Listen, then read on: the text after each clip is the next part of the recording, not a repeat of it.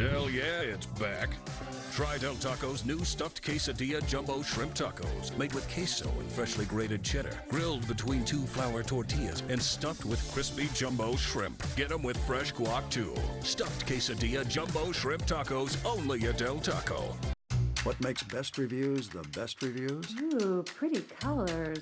They have an unbiased team that researches products in real-world situations. Oh, no, Count Bristol. We settle this dispute through dance. To give honest, reliable recommendations on just about any product you can imagine. So you can be confident that whatever you're buying is right for you. Faster, Count Bristol, faster! Whatever you're into. For the best reviews, go to bestreviews.com. Seriously, before you buy anything, ever. The KTLA Plus app. Get it now on Apple TV, Roku, and Amazon Fire TV.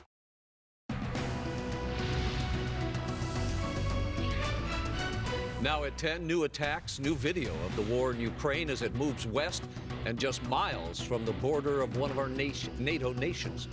Hello, everybody. Welcome to the News at 10. I'm Rick Chambers. And hi there, I'm Courtney Friel. It is already Monday morning across Ukraine where dozens have been killed and wounded in what's probably the deadliest single attack of the war so far. Russian jets targeting a Ukrainian military base just a dozen or so miles from Poland. Carlos Aceto is tracking the breaking developments for us. He's live in our news center tonight. Carlos? Rick and Court, good evening. We are just hours away from more talks between Russia and Ukraine starting up once again, but there's no indication it could lead to a ceasefire.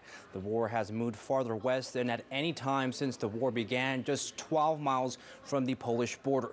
A military facility with ties to NATO also attacked. This comes as Russian forces target 2 American journalists at a checkpoint, killing one of them.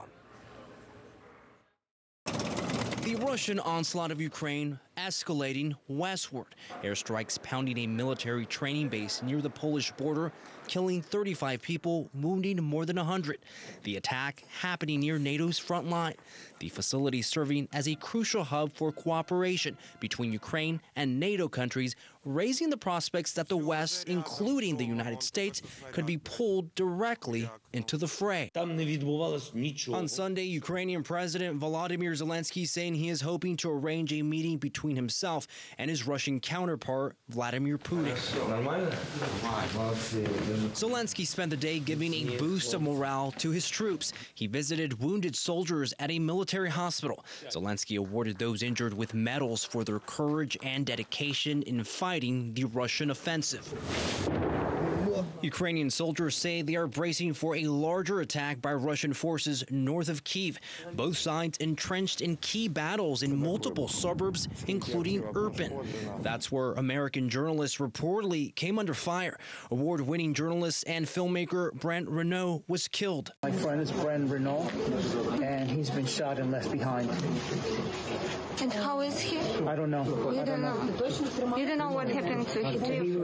I saw him being shot in the neck. Colleague Juan Arredondo was also injured in the shooting, but survived. We crossed the first bridge in Irpin.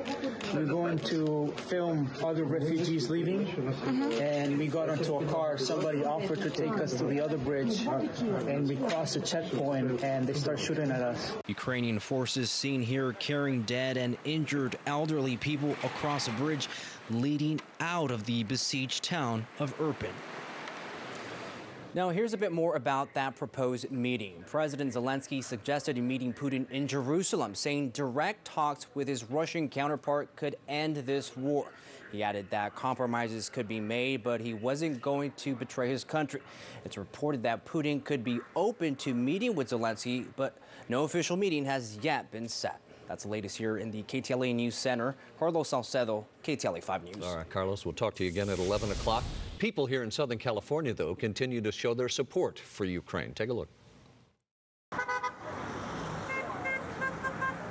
Yeah, a lot of blue and yellow as several dozen people got out there waving signs at passing cars today in Tarzana. This was a late afternoon rally there. It was held just outside a grocery store that's owned by people who have ties to Ukraine. Free Ukrainian food was on the menu there, but so was giving. The rally raising money for the nearly 3 million people now who've been forced to flee the war. I have not slept in a couple of weeks because my family is in Ukraine, right in the line of fire, in the shelters, and also